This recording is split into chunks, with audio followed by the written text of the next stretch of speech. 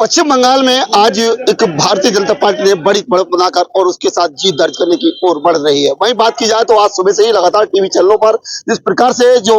Exit poll आए थे उस समय लगातार ये बताया गया था कि भारतीय जनता पार्टी पश्चिम बंगाल में अब की बार सरकार बनाने जा रही है और वो एग्जिट पोल सत्य साबित होते हुए नजर आ रहे हैं। लगातार इस प्रकार से सीटों पर जो परिणाम आ रहे हैं वो कहीं ना कहीं उसमें एक बढ़त बनाए हुए लगातार सुबह से ही नजर आ रही है। आज लगातार जिस प्रकार से बढ़त बनाई उसके बाद भारतीय जनता पार्टी के जो उत्तर प्रदेश में जगह जगह तमाम लोग जश्न मना रहे हैं, मिठाइयां बांट रहे हैं। अभी आपने देखा होगा थोड़ी देर पहले भी लोग जश्न मना रहे थे, मिठाइयां बांट रहे थे। अब कुछ कार्यकर्ता और कुछ पदाधिकारी मेरे साथ हैं। मैं बात करूंगा कि मुरादाबाद में मौजूद हूँ, मुरादाबाद के बिलारी में यहाँ मैं मौजूद हूँ और कई काफी देख सकते हैं पदाधिकारी और कार्यकर्ता मौजूद हैं और कुछ मैं बात करने की कोशिश करूंगा। सर, पश्चिम बंगाल में एक बड़ी जीत भारतीय जनता पार्टी काफी समय बाद, क्या कहना चाहिए? पश्चिम बंगाल में बंगाल मुक्त ममता का जो नारा था भारतीय जनता पार्टी ने जो दिया था, बहुत ही प्रचंड बहुमत से भारतीय जनता पार्टी की इस पश्चिम बंगाल में सरकार बनने पर मैं समस्त उन कार्यकर्ताओं संगठन के उन पदाधिकारियों को जिनकी तपस्या,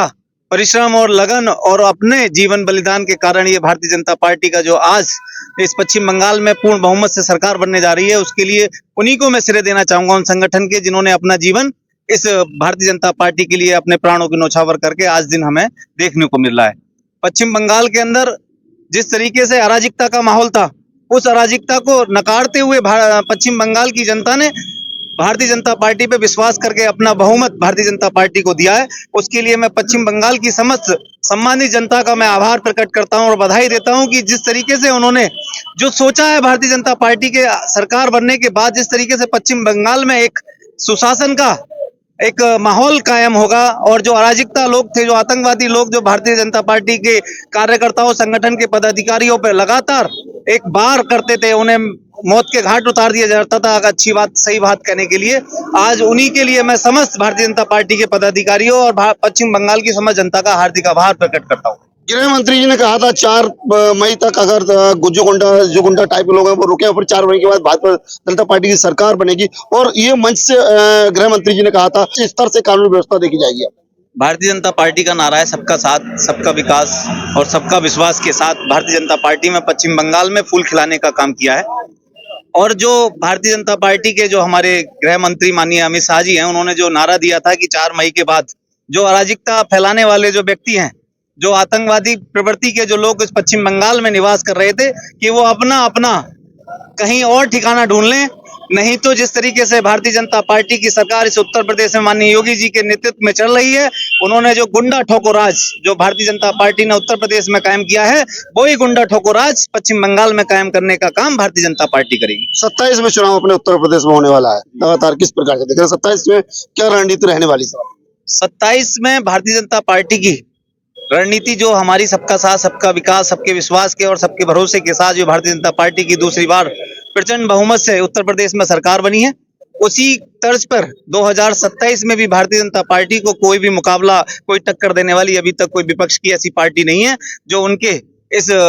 पार्टी को जो है टक्कर दे सके। और भारतीय जनता पार्टी की पुनः तीसरी बार भारतीय जनता पार्टी की उत्तर प्रदेश के अंदर 2027 में सरकार बनने जा रही है। देखिए, और भी मेरे साथ है मंडल अध्यक्ष जो अभी काफी देर से मिठाइयां बांट रहे थे। क्या कहना चाहिए, किस प्रकार से आप जीत को देख रहे हैं और किस प्रकार से जो जश्न मना रहे हैं? हाल ही में जो 5 राज्य में जो चुनाव अभी उसका परिणाम आज देखने को मिला है, उसमें 3 राज्यों में भारतीय जनता पार्टी की जो है पूर्ण बहुमत की जो सरकार बनी है, उससे सभी कार्यकर्ताओं में हर्ष का माहौल है। और भारतीय जनता पार्टी के तमाम कार्यकर्ताओं पश्चिम बंगाल में जो ममता दीदी की जो सरकार की जो हिटलरशाही थी और तानाशाही का जनता ने स्पष्ट जनादेश देकर उसको अंत कर दिया है और भारतीय जनता पार्टी की सरकार बनाने का काम किया है। इसके लिए मैं समस्त देवतुल्य कार्यकर्ताओं को बधाई देता हूं। साथ ही पंडित दीनदयाल उपाध्याय, श्यामा प्रसाद मुखर्जी जी के सच्ची श्रद्धांजलि देने का काम करा है। वाकई आज ये पश्चिम बंगाल की जो जनता है, वाकई उसने जो स्पष्ट जनादेश दिया है वो पूरे देश में ऐतिहासिक है। देख सकते हैं ये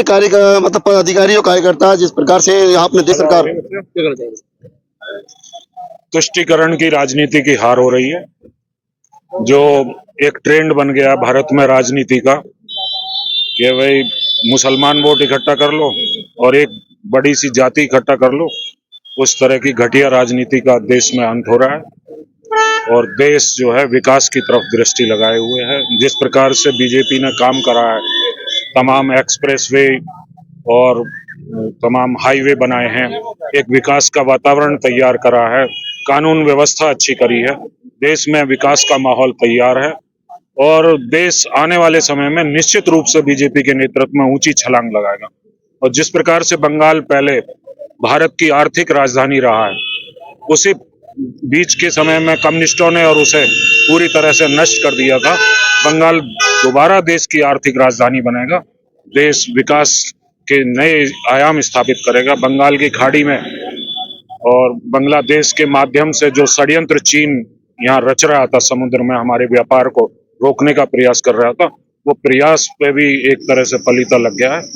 देश के लिए बड़ा सौभाग्य का दिन है और हमारी पार्टी के लिए तो विशेषकर हमारी पार्टी के जो पहले अध्यक्ष रहे श्यामा प्रसाद मुखर्जी, उनका एक प्रकार से भारतीय जनता पार्टी की उनके प्रति एक प्रकार की श्रद्धांजलि है। उनकी आत्मा आज स्वर्ग में बैठी हुई प्रसन्न हो रही होगी। जो लक्ष्य वो लेकर चले थे, आज बंगाल में भारतीय जनता पार्टी स्थापित हो गई है। मैं सभी कार्यकर्ताओं को भारतीय जनता पार्टी के और देशवासियों को बधाई देता हूं कि अब वो दिन दूर नहीं है जब देश भारत अपने पुराने गौरव पर वापस लौटेगा।